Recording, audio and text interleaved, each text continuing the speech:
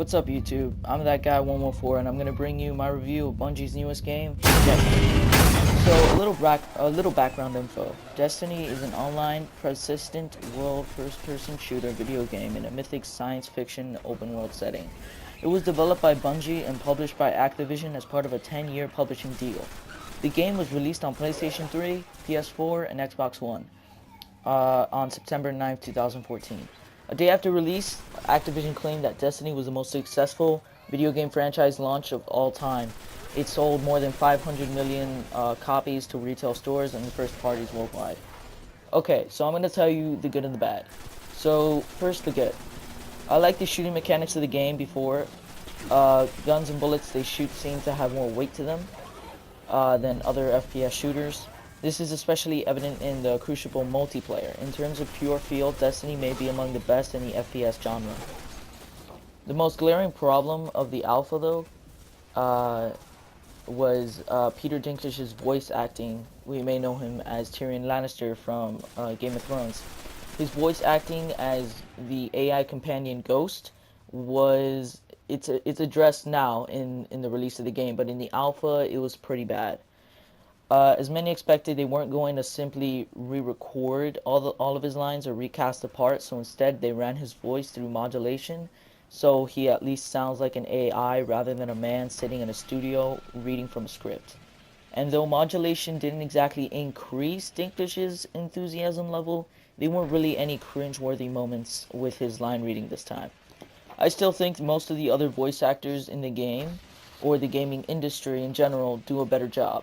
But it's hard to say the work that's been done is anything other than improvement. While this hasn't changed from the alpha, it bears repeating that Destiny continues to be a gorgeous game. It is probably the most beautiful game I've ever played, especially on PS4. Everything just feels real, the colors are amazing.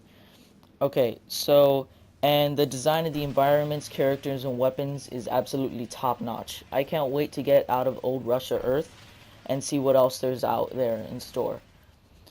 I also have to mention the amazing soundtrack that adds an incredible amount of excitement and atmosphere to the game.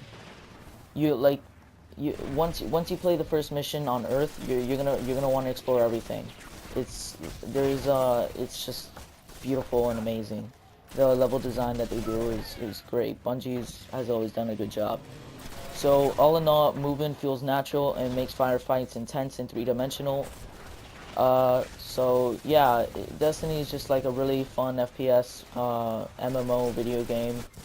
Destiny has done a really good job, as they always do. So now the bad. Now that we've seen some more story missions from the game, I'm starting to get a bit concerned about the plot. The plot is not that great. You start at the very beginning of the game, not understanding what's going on at all.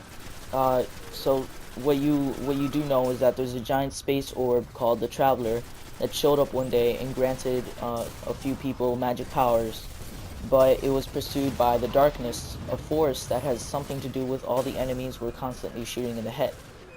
The game's new cutscenes provided little color to the story, and though you find Grimoire and tries as you play, they're pretty short and say little. I'd really like some more non-vendor NPCs to talk to, or even something like hidden audio logs, anything to add a bit of richness to the universe. It's not quite as bad as Titanfall's hilarious attempt to try to have a story.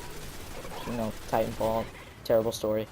But so far it does seem to be very light on memorable characters and lore. One point of good news, however, I discovered my character isn't completely mute. In 5 story missions, he had exactly 2 lines. So your character doesn't talk that much, but you know, when he does, it's pretty cool, I guess. I still think Destiny has a navigation problem. I love the idea of exploration in open world games, but it seems wrong to me not to have a map. At least a blank one that can be filled in, or any landmarks. You can say that it makes for more adventurous exploration without either, but I'd rather have an Elder Scrolls style map at hand. Are you going to tell me Skyrim's exploration wasn't fun because there wasn't fast travel and a map to reference? I don't think so. I played Old Russia for probably a few hours at this point, and I still have problems still have trouble remembering how to get to certain sections of the map. So, all in all, the game is very enjoyable when you're playing with online with your friends, but after beating the story and going to the maximum level of 20, so when you level up sometimes in the game after getting experience points and completing missions and so basically the highest you can level up is level 20. And after that, you can complete some strike missions for the Vanguard Legends, which are basically the highest level of the Guardians, and you can unlock armor and then go from 20 to 21 to 22. Personally, right now I'm on level 21, but not in the gameplay that you're seeing, just right now. Okay. So let's see, by yourself it can become pretty repetitive and boring just playing the game by yourself. The multiplayer is really fun, especially on Control or Capture the Flag. It's called Control, but it's Capture the Flag. It's also very competitive. This is a really competitive multiplayer. I haven't gotten as intense as I did playing Destiny than any other FPS shooters. Call of Duty. Sorry, there was something in my throat. If your friends are picking it up or they already have it, I suggest you do as well. You would definitely have a fun time, a great time. It's just really fun playing with your friends.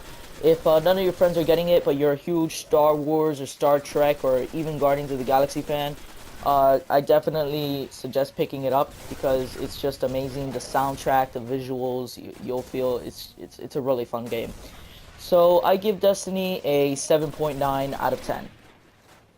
So I hope you guys enjoyed my review, and I'm gonna be uploading my unboxing of the White Destiny PS4 bundle soon. So just hold on to that. I've been having problems with my camera, and I will be putting up more Destiny gameplay. And by the way, if you guys were wondering, this is one of the last missions on Destiny. It is the last mission. I'm not really sure. When you're fighting the Vex, just playing with my friend. Lumar 210, shout out to him. So I guess that's it. Bye guys. Oh, and Let's hit the other one. It's working. A spire is forming.